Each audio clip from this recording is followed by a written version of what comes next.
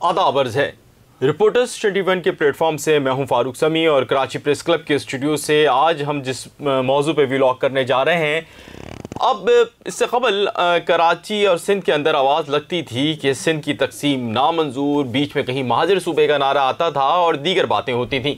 लेकिन कराची के और हैदराबाद के बल्दियाती इंतखाबात के बाद अब शहर में एक नया जो है वो लफ्ज़ उभरा है और वो है कि शहर की डिवीज़न कर दी जाए या 2 मेयर बन दी जाएँ। गो कि किसी सियासी जमात की जानिब से इस हवाले से कोई बड़ी वाज़ेह बात नहीं की गई और ना ही कोई बयान दिया गया है, लेकिन इसके बावजूद सोशल मीडिया से लेकर हर जगह ये बात गर्दिश में है।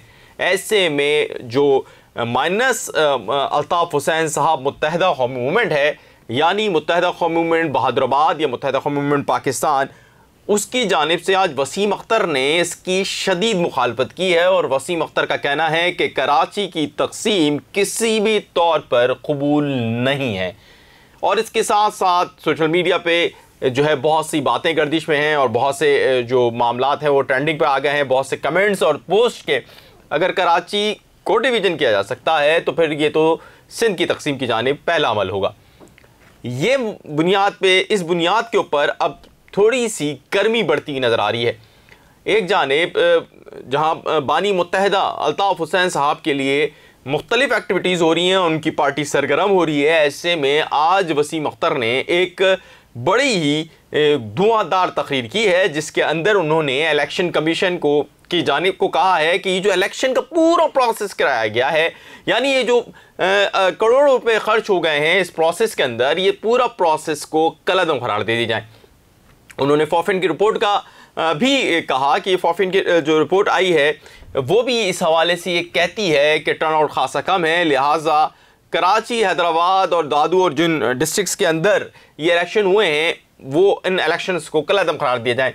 बड़े मज़े की बात है, वसीम अख्तर साहब ने जो प्रेस कॉन्फ्रेंस की है उसके अंदर भी उन्होंने शदीद तनकीद का निशाना बनाया है उस पाकिस्तान पीपल्स पार्टी को जिसके वो इत्तेहादी हैं। उनका कहना है कि पीपल्स पार्टी ने जो इलेक्शन कराया है ये प्रोसेस मुकम्मल धांधली थी और इसके अंदर कराची और हैदराबाद के साथ दुश्मनी की गई है। उनसे जब ये इत्तेहादियों से मुतालिक बात की गई तो उनका कहना है कि हम PDM के अंदर शामिल हैं लेकिन अपने फैसलों में आज़ाद हैं। लेकिन ये कैसे आज़ाद हैं कि आपने 2 वफाकी वजारतें भी ली हुई हैं, उसके अलावा आपने मुख्तलिफ ओहदे भी इंजॉय कर रहे हैं और उसके साथ साथ आप दावा कर रहे हैं कि आप कराची और हैदराबाद के इस प्रोसेस को भी नहीं मान रहे और ये जो तमाम चीज़ें हो रही हैं वो उसमें आप शामिल नहीं हैं। एक जानिब जहाँ ये बात हो रही है वहाँ पर एक और बात भी हो रही है। वसीम अख्तर ने आज जो अपनी प्रेस कॉन्फ्रेंस की है उस पर उनका ये कहना था कि ऐसी क्या जल्दी थी कि इलेक्शन कराया गया। याद रहे कि ये प्रोसेस बहुत पहले शुरू हुआ था 2020 में, जब सुप्रीम कोर्ट कराची डिस्ट्रिक्ट में जनाब गुलजार साहब ने चीफ जस्टिस, साबिक चीफ जस्टिस जस्टिस गुलजार अहमद ने इस हवाले से फैसला सुनाया था कि बल्दियाती इंतखाबात जल्द अज जल्द करा दिए जाएँ।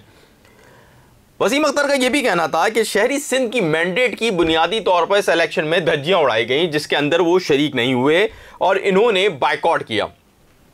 उनका ये कहना है कि हर जगह से इस इलेक्शन को कलअदम करार देने की आवाज़ें उठ रही हैं। ना बर्फबारी है, ना सैलाब है, ना अमन व अमान है और का मसला है, लेकिन 5 दिन बाद भी इलेक्शन का रिजल्ट अभी तक हतमी तौर पर नहीं सुनाया गया। ये बात उनकी हकीकी तौर पर अगर देखा जाए तो दुरुस्त है कि आखिर क्यों इलेक्शन का रिजल्ट नहीं आया है। उनका ये कहना है कि सिंध हुकूमत के पास अख्तियार था कि वो हल्काबंदियाँ करती, लेकिन उन्होंने ऐसा नहीं किया। हमने अपने तहफ़्फ़ुज़ात रखे और हमारे तहफ़्फ़ुज़ात को नहीं सुना, अब हम आवाम में जाएंगे। और उनका ये भी कहना है कि इलेक्शन कमीशन जो है फ्री एंड फेयर इंतखाबात कराने में नाकाम हो गई है। जब इस हवाले से बातचीत चल रही थी तो वसीम अख्तर ने एक और बड़े मज़े की बात की। उन्होंने कहा सियासत में कभी दरवाजे बंद नहीं होते और ये भी कहा कि सियासत में ना कभी दरवाजे बंद होते हैं और ना किसी से बातचीत पे क़त्अ ताल्लुक़ होता है, हर किसी से बातचीत हो सकती है। जहाँ एक लम्हे में वो PDM के इत्तेहादी होने को कबूल कर रहे थे और जहाँ वो दूसरे ही लम्हे में ये बात कह रहे थे कि सियासत में किसी से भी बात हो सकती है, वहीं उन्होंने एक बड़ी ही दिलचस्प बात की और अचानक ही पलटा खाया और बहुत तेज़ हुए और उन्होंने बोला कि कराची को सिंधु देश बनने नहीं देंगे। अब उनकी ये मुराद किससे थी, ये बड़ा ही मानीखेज़ बात है। उनका ये कहना है कि कराची को दूसरा बांग्लादेश बनाने की तैयारी की जा रही है। कराची में 2 डिवीज़न की तकसीम की बात सुनी है। कराची को 1 डिवीज़न होने चाहिए, 7 अजला में तकसीम कर दिया गया है। उनका यह भी कहना है कि अब हम सीएम हाउस के दरवाजे पे रोकेंगे, लेकिन क्या होगा और किस तरह रोकेंगे ये उन्होंने नहीं बताया। बल्दियाती इलेक्शन पर चीफ जस्टिस को सो मोटो लेना चाहिए और ये भी कहते हैं कि कराची को सही नहीं गिना गया है और ना गिन के ही बिगाड़ पैदा की है। आज वसीम अख्तर साहब की इस प्रेस कॉन्फ्रेंस ने बहुत सारे सवालात को जन्म दिया है। क्या वाकई कराची के अंदर किसी डिवीज़न की बात हो रही है? क्या वाकई कराची के अंदर 2 मेयर लाने की बात हो रही है? और अगर ऐसा है तो यकीनी तौर पर ये अगर 2 सियासी जमातों के लिए अच्छा हो भी जाएगा तो ये किसी भी तौर पर कराची के लिए अच्छा नहीं होगा। इस हवाले से मैंने अपनी तौर पर जो जमात इस्लामी, जो कि इस वक्त सबसे मजबूत कैंडिडेट उनका तस्वर किया जा रहा है हाफिज नईमुर रहमान को, तो उनसे बात की तो उनका ये कहना था कि ऐसा नहीं है, ना हमारे इल्म है। इसी तरह पाकिस्तान पीपल्स पार्टी के कोई भी सोर्स या कोई भी रहनुमा इस पे बवांगे दहल या खुल के बात करने को तैयार नहीं है और ना ही पाकिस्तान तहरीक इंसाफ का। इस वक्त शहरी सिंध के अंदर मेयर की दौड़ लगी हुई है। कराची की जो सबसे ज़्यादा कमाता है उसके मेयर की दौड़ कि कराची में कराची की सदारत का, कराची की बादशाहत का ताज आखिर किसके सर पे होगा। और इस ताज के लिए जहां सियासी दावपेच खेले जा रहे हैं वहां एक बात तो तय है कि पीटीआई इस वक्त इस काबिल नहीं है कि वो अपना मेयर ला सके और पाकिस्तान पीपल्स पार्टी ये कह चुकी है कि हमने पीटीआई के साथ नहीं मिलना। अब रह दे के जमात इस्लामी बची है कि और या पीपल्स पार्टी अलहदा से मेयर लाएं।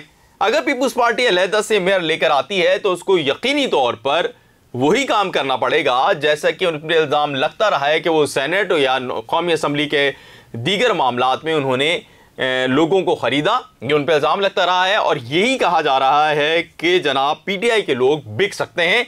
ये इस किस्म के दावे जारी हैं और इस किस्म की बातें जारी हैं। इस हत्ता के जो जमात इस्लामी की गुज़िश्ता दिनों में मुशावरत या इजलास हुए हैं उसमें भी ये बात डिस्कस की गई है कि अगर हम पीटीआई के साथ इत्तेहाद कर लें, जो कि वो जाने वाले भी हैं पीटीआई के पास, अगर वो पीटीआई के साथ इत्तेहाद कर लें तो क्या पीटीआई के अरकान ऐसा तो नहीं कि धोखा दे देंगे और वो दरपर्दा किसी और के साथ मिल जाएंगे, चाहे वो किसी भी मफाद के खातिर हो, कहीं ऐसा ना हो जाए। इस बात से भी वो खौफजदा हैं। लेकिन इस वक्त शहरी सिंध के अंदर जहां मेयर की दौड़ के लिए सियासी दाव पे चल रहे हैं वो तो चल ही रहे हैं, लेकिन सबसे बड़ा मसला है वो है कि वो जो सोशल मीडिया पर ट्रेंडिंग है और अब उसको वसीम अख्तर साहब ने उस बात को बड़ा इंडोर्स किया है कि यकीनी तौर पे कहीं ना कहीं कोई बात चल रही है, वो ये है कि कराची को 2 डिवीज़न में तकसीम किया जाए या कराची के अंदर 2 मेयर लाए जाएं, जो कि अक्लन या लॉजिकल नज़र नहीं आता है, लेकिन वो कह रहे हैं कि ऐसा हो सकता है। अगर कोई कह रहा है, और उसकी उन्होंने शदीद मुखालफत की है वसीम अख्तर ने, MQM बहादुराबाद के रहनुमा ने, और उनका कहना है कि अगर ऐसा हुआ तो ये कराची को बांग्लादेश बनाने की साजिश होगी। और उन्होंने साथ में ये भी कहा है कि हम कराची को सिंधु देश बनने नहीं देंगे। सवाल ये होता है कि क्या पाकिस्तान पीपल्स पार्टी कराची को सिंधु देश बनाने जा रही है? ये बहुत सारे सवालात हैं जिसके जवाबात बहादुराबाद को ज़रूर देने चाहिए। क्या आखिर वो यही समझते हैं कि अगर पीपल्स पार्टी की कामयाबी हुई, पीपल्स पार्टी इख्तिदार में आई, तो क्या पाकिस्तान का सबसे बड़ा शहर कराची सिंधु देश की जानिब जाएगा? या वो ये समझते हैं कि अगर कराची की तकसीम हुई या कराची को 2 डिवीज़न में हुआ तो क्या ये कोई बांग्लादेश जैसा कोई सीन हो जाएगा? अब ये सारे सवालात जो इतनी बड़ी बातें करने के बाद आपको क्लियर करने बहुत ज़रूरी हैं। ये था आज का पोस्टमार्टम जो कि वसीम अख्तर साहब की प्रेस कॉन्फ्रेंस का था कि आखिर वो कहना क्या चाहते हैं, अगर वो बोलना क्या चाहते हैं, वो समझाना क्या चाहते हैं।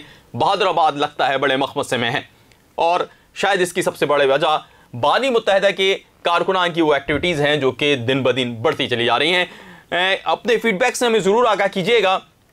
आज की प्रेस कॉन्फ्रेंस में जो वसीम अख्तर की हुई, हम उम्मीदी तौर पे इनको इस तरह नहीं करते, लेकिन इसके करने की सबसे बड़ी वजह यह थी कि बांग्लादेश और कराची की तकसीम ये 2 ऐसे बातें थीं जो कि बहुत ही गौरतलब थीं और बहुत ही अहम थीं।